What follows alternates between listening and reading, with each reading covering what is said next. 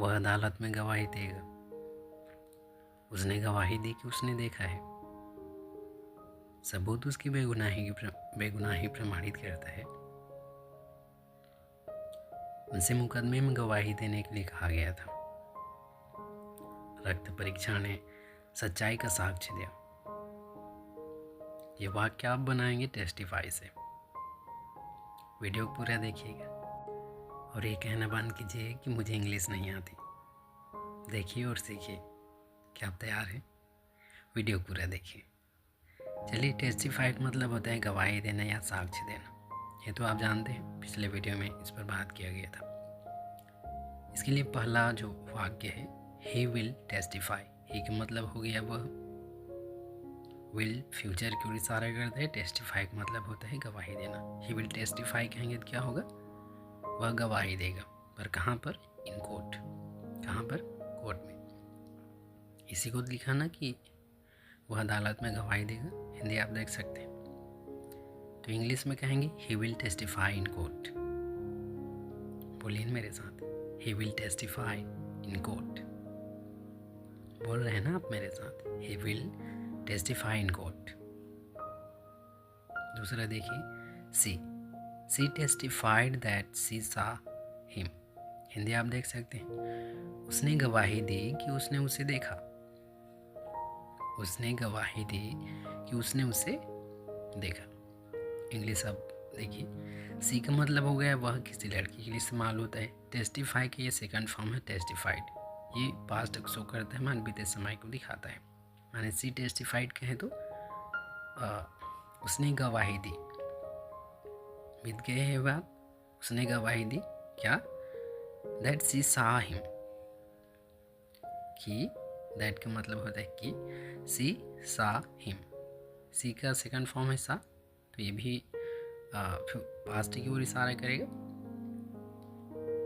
सी testified, उसने गवाही दी कि सी सा हिम, उसने उसे देखा। ये तो हिंदी में लिखा। उसने गवाही दी कि उसने उसे देखा।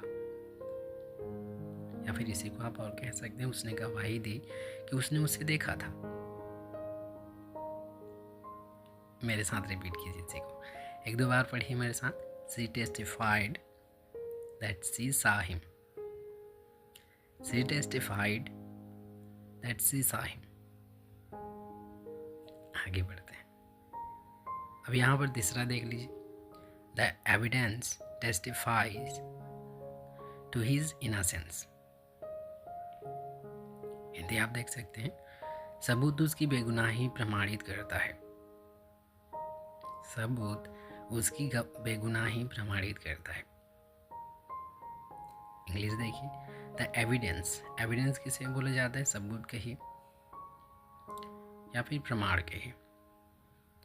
द एविडेंस, सबूत क्या करता है? क्या गवाही देता है? क्या साबित करता है? क्या प्रमाणित करता है? The evidence टेस्टिफाइज।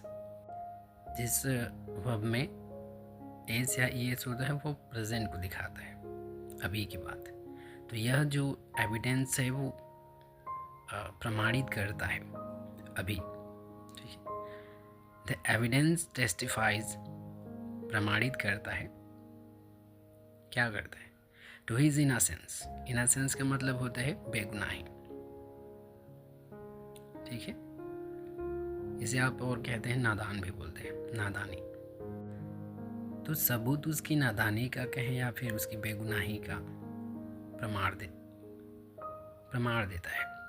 इसी को हिंदी में लिखा, सबूत उसकी बेगुनाही प्रमाणित करता है। तो मेरे साथ पढ़ लीजिए इसे को। दी, इसे आप दी पढ़ेंगे। ठीक है। जहाँ पर ई ए आई ओ यू इस तरह से आता है किसी वर्ड के सामने, तो आप जानते होंगे उसके पहले जब द आता है तो उसे क्या पढ़ा जाता है? दी। पता है ना आपको? और ख़ास करके उसका उच्चारण एविडेंस, ये क्या है? वॉवेल स्वर है। स्वर है नहीं, एविडेंस बोलेंगे तो ए से शुरू होता है। एविडेंस वर्ड का जो शब्द है ए, तो ये स्वर है, वॉवेल है, इसलिए आप पढ़ेंगे दी। ठीक है। चलिए, the evidence testifies to his innocence. बोलिए मेरे साथ, the evidence testifies to his innocence.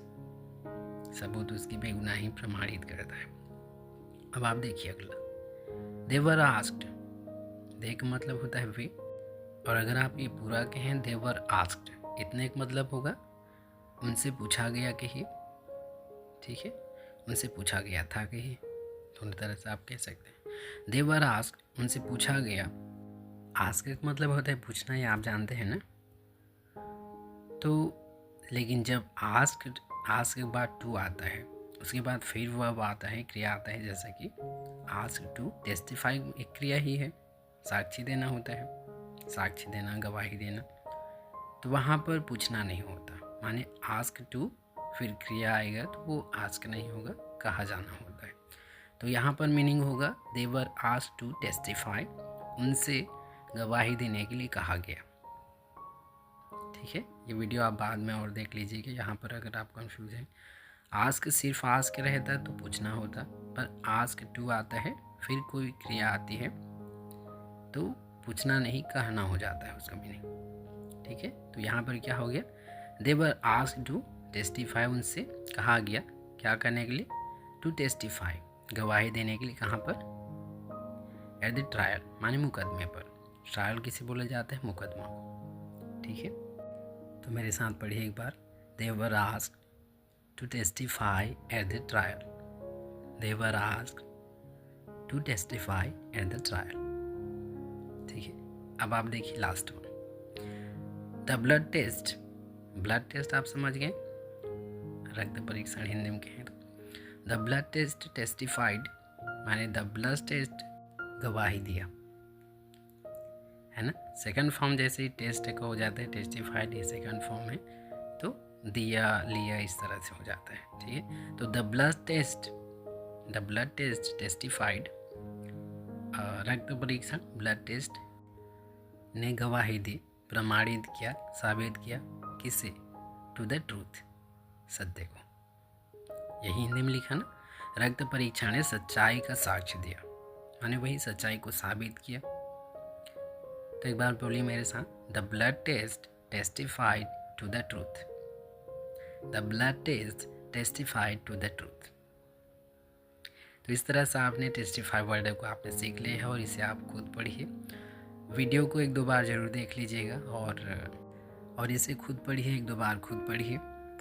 इससे क्या होगा कि आप खुद समझेंगे, और बहुत सी चीज़ें आपको सीखने को मिलेंगी यहाँ पर, अगर आप ध्यान से देखेंगे। वाक्य कैसे बने, उन सब पर ध्यान दीजिए। तो आज के लिए बस इतना ही। आपके कीमती समय के लिए बहुत बहुत शुक्रिया, और मिलते हैं अगली वीडियो में। तब तक अपना ख्याल जरूर रखिए, अपनी इंग्लिश को इम्प्रूव करते रहिए। Thank you for watching.